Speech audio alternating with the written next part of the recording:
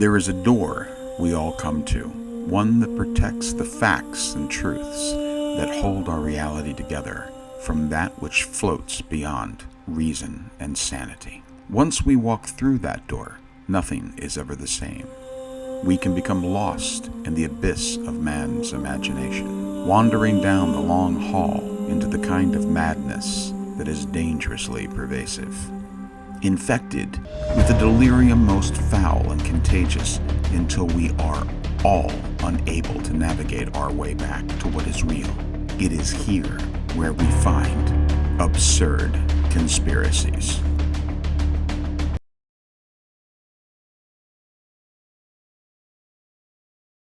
Humans. They have taken their place as the alpha species of the planet, able to bend nature to our will. We have rerouted rivers and lakes, built buildings into the clouds, and created structures that can be seen from space. We have left the boundaries of our world and walked on heavenly bodies in the stars. With all that we have accomplished, no one could disagree that we are in charge of our world and our personal destiny. Or could they? The current population of humans on Earth is just over 8 billion people who reside on a collective mass of 105 million square kilometers. The median weight of a human is around 160 to 200 pounds, and our life expectancy is roughly 73 years. As far as top of the food chain goes, humans might not seem too impressive. This has led some to believe that we exist like all other animals to feed the real apex species of the planet. An unseen one that lives longer than any human and is the predominant life on planet Earth. They believe that we are in service of these creatures, and in fact, we might serve a very dark purpose. So here in Michigan, there's a single living mushroom. It weighs over 440 tons and is over 2,500 years old. And that's just one of many across the world. The one in Oregon is 35,000 pounds and lives on 2,240 acres. It's been alive for 8,500 years. These are the real gods of this world, and we are a constant source of fresh food for them.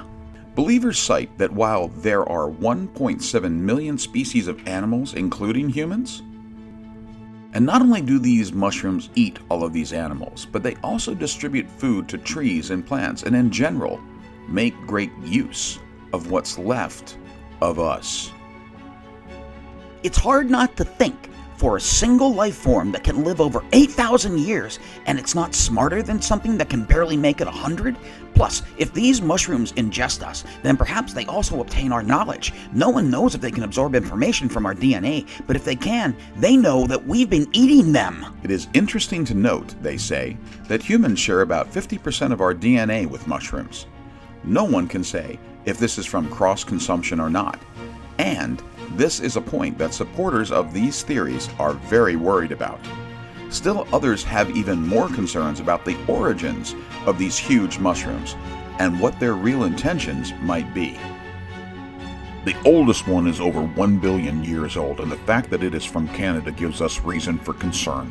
We know that the one from Canada is the father of the one in Michigan, and possibly the giant one in Oregon too.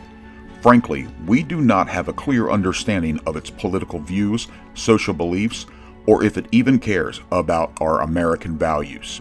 You know, Canadians are socialists after all, and they have strong ties to Korea, Russia, and China.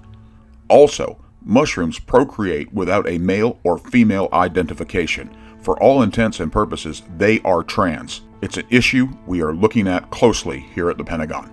Believers say that there are many governments around the world that are very worried about what the UN secret military have called CSEs, colossal subterranean entities, and whether or not they can communicate with each other. Some theorists have gone so far to say that these CSEs, or mushroom gods, are now and have always been influencing events on Earth since before the dinosaurs. They say the mind-bending effects of some shrooms is a perfect example of how they can alter the sense of humans and animals, and they do this by messages that are delivered via humans eating their offspring. I used to grow mushrooms. You get the right kind of shroom, your mind will never be the same. Well, they're definitely up to something. Are they communists or socialists? Maybe. Hey, the truth is that no one that ever did shrooms ever wanted to take over the world or anything. I'm in rehab now with a guy that says that shiitake mushrooms are making people gay. But I think he's crazy. I think. Most that adhere to this theory make note of the fact that mushrooms, like these CSEs, hide underground and can sprout up offspring overnight, a very clandestine methodology for invasion. They also claim that humans eating mushrooms that have eaten humans that have eaten mushrooms over and over seems wrong at best, and at worst, some kind of codependent cannibalistic cycle that simply cannot be healthy. All theories aside, as the world gets hotter and climate changes even more, we are sure to see exponential growth in these colossal subterranean entities.